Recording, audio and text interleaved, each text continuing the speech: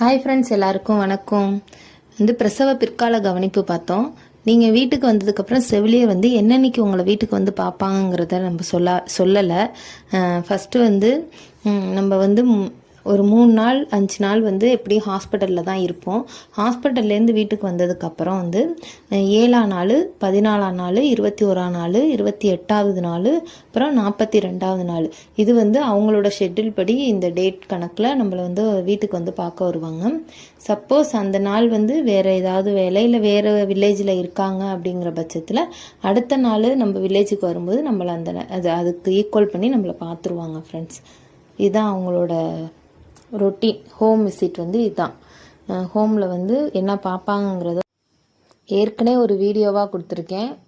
Link கொடுக்குறேன், நீங்கள் போய் பார்த்துக்கோங்க ஃப்ரெண்ட்ஸ். தேங்க்யூ. பாய் பாய்.